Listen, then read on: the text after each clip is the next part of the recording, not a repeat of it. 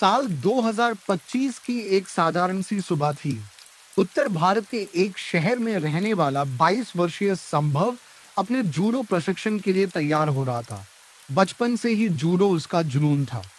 जब दूसरे बच्चे वीडियो गेम खेलते थे, तब संभव मैट पर घंटों पसीना बहाता था। उसके कमरे की दीवारों पर राष्ट्रीय और अंतर्राष्ट्रीय खिलाड़ियों की तस्वीरें लगी थी और उसके मन में केवल एक सपना था, एक दिन भारत के लिए ओलंपिक पदक जीतना।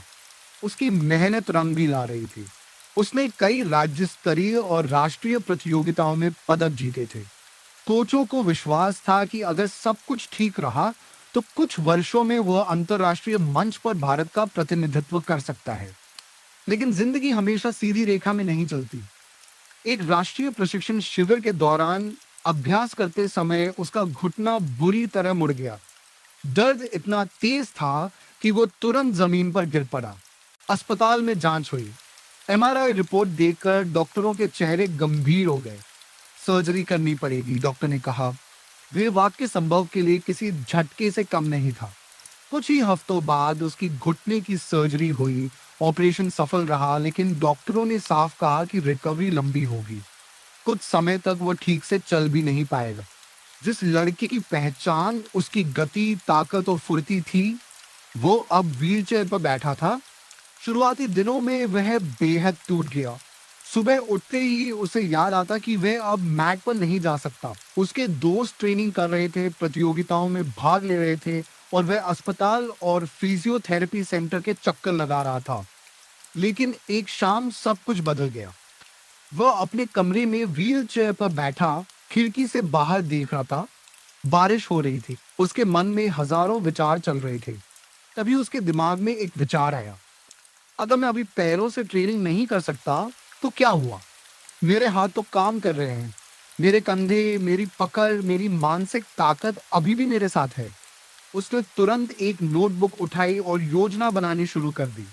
सुबह फिजियोथेरेपी, दोपहर ऊपरी शरीर की ट्रेनिंग, शाम मानसिक अभ्यास और रणनीति अध्ययन। और एक नई चीज, हर गतिविधि की वीडियो रिकॉर्डिंग। अगले ही दिन उसने शुरुआत कर दी। उसने अपना मोबाइल एक स्टैंड पर लगाया और अपने व्यायाम रिकॉर्ड करने लगा। कभी वो व्हीलचेयर में बैठकर डंबल उठाता, कभी रबर बैंड से एक्सरसाइज करता, कभी दर्द सहते हुए फिजियोथेरेपी करता। रात में खाना खाने के बाद वो लैपटॉप खोलता, घंटों बैठकर वीडियो एडिट करता। वीडियो में वो कोई दिखावा नहीं करता था, सिर्फ अपनी वास्तविक यात्रा दिखाता था। दर्द, संघर्ष, मेहनत, उम्मीद। वह वीडियो यूट्यूब, फेसबुक और इंस्टाग्राम पर अपलोड कर देता। शुरुआत में बहुत कम लोग देखते थे। पहले वीडियो पर 47 व्यू आए, दूसरे पर 113, तीसरे पर 89। लेकिन संभव ने कभी संख्या नहीं देखी। उसने सिर्फ प्रक्रिया पर ध्यान दिया। दिन हफ्तों में बदल गए, हफ्ते महीनों में। एक भी दिन ऐसा नहीं गया जब उसने वीडियो अपलोड न किया हो। कुछ दिनों में घुटने में दर्द बढ़ जाता, कुछ दिनों में वह निराश हो जाता, लेकिन कैमरा चलता रहता। एक सुबह उसकी जिंदगी हमेशा के लिए बदल गई। वो नींद से उठा और आदतन फोन उठाकर नोटिफिकेशन देखने लगा। लेकिन आज कुछ अलग था। फोन लगातार वाइब्रेट हो रहा था, नोटिफिकेशन रुक ही नहीं रहे थे। उसने यूट्यूब खोला, उसकी आंखें फैल गई। उसका एक वीडियो वायरल हो चुका था। 5 million views, 1 million likes, 5 lakh comments. उसे अपनी आंखों पर विश्वास नहीं हुआ। उसने इंस्टाग्राम खोला, वहां भी लाखों व्यूज, फेसबुक पर भी लाखों शेयर। पूरा इंटरनेट उसकी कहानी देख रहा था। लोग सिर्फ उसकी एक्सरसाइज नहीं देख रहे थे, वे उसकी हिम्मत देख रहे थे, उसका संघर्ष देख रहे थे, उसका कभी हार ना मानने वाला रवैया देख रहे थे। कंपनियां उससे संपर्क करने लगी। फिटनेस ब्रांड्स, स्पोर्ट्स कंपनियां, सप्लीमेंट ब्रांड्स, रिहैबिलिटेशन उपकरण निर्माता, सब उसे अपने साथ जोड़ना चाहते थे। उसने सावधानी से सही ब्रांड चुने। कुछ ही महीनों में उसकी सोशल मीडिया कमाई, विज्ञापन राजस्व और ब्रांड डील से कुल आय 72 लाख रुपए तक पहुंच गई। उसके परिवार ने पहली बार आर्थिक सुरक्षा महसूस की। लेकिन संभव नहीं बदला। अगले दिन भी वो सुबह समय पर फिजियोथेरेपी के लिए पहुंचा। अगले दिन भी उसने वही डंबल उठाए। अगले दिन भी उसने वही वीडियो रिकॉर्ड किया। समय आगे बढ़ता गया, ब्रांड डील्स बढ़ती गई, फॉलोअर्स करोड़ों में पहुंचने लगे। वर्ष के अंत तक उसकी कुल संपत्ति लगभग 6 करोड़ रुपए तक पहुंच चुकी थी। अब उसके पास संसाधन थे। उसने एक छोटी टीम बनाई, एक कैमरामैन, एक वीडियो एडिटर, एक सोशल मीडिया मैनेजर, एक फिजियो विशेषज्ञ। अब उसे खुद रिकॉर्डिंग और एडिटिंग में समय नहीं लगाना पड़ता था। वो पूरी तरह अपने प्रशिक्षण पर ध्यान देने लगा। उधर उसका घुटना भी लगातार मजबूत हो रहा था। वह व्हीलचेयर से वॉकर तक पहुंचा, वॉकर से बैसाखी तक, और फिर धीरे धीरे बिना सहारे चलने लगा। जब उसने महीनों बाद पहली बार जूडो मैट पर कदम रखा तो उसकी आंखों में आंसू आ गए। उसे लगा जैसे वो अपने घर लौट आया हो। अब उसका लक्ष्य पहले से भी बड़ा था, ओलंपिक 2028। उसने अपना पूरा जीवन उसी दिशा में मोड़ दिया। सुबह 5 बजे उठना, सख्त आहार, कई घंटे प्रशिक्षण, राष्ट्रीय और अंतर्राष्ट्रीय प्रतियोगिताएं। वीडियो अभी भी बनते थे, लेकिन अब भी उसके जीवन का केंद्र नहीं थे। जूडो फिर से उसका केंद्र बन चुका था।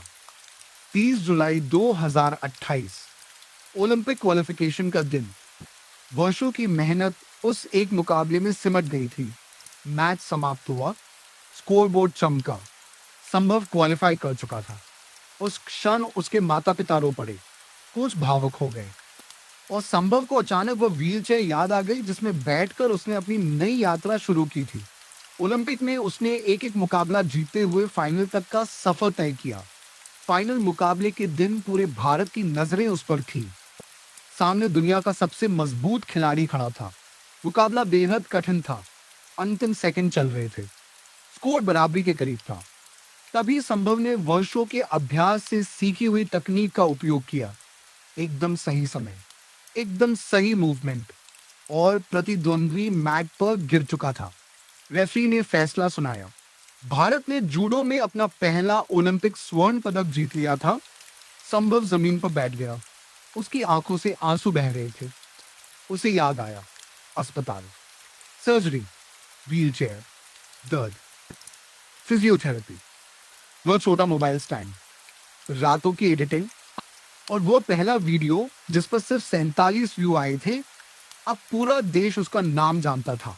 2029 के अंत तक उसकी सफलता कई दिशाओं में फैल चुकी थी। उसकी कुल संपत्ति लगभग 120 करोड़ रुपए तक पहुंच गई थी। उसके पास कई घर थे, अत्याधुनिक जिम थे, उसकी अपनी फिटनेस और स्पोर्ट्स ब्रांड्स थी, देश और विदेश की बड़ी कंपनियों के साथ ब्रांड डील्स थी। लेकिन सबसे महत्वपूर्ण बात यह थी कि वो अब हजारों युवाओं के लिए प्रेरणा बन चुका था। जब भी कोई उससे सफलता का रहस्य पूछता, वह मुस्कुराकर सिर्फ एक बात कहता, जिस दिन मैं व्हीलचेयर पर बैठा था उस दिन मेरे पास दो रास्ते थे। पहला, अपनी किस्मत को दोष देना। दूसरा, जो बचा है उससे नई शुरुआत करना। मैंने दूसरा रास्ता चुना, और शायद उसी एक निर्णय ने एक घायल खिलाड़ी को इतिहास बनाने वाला ओलंपिक चैंपियन बना दिया।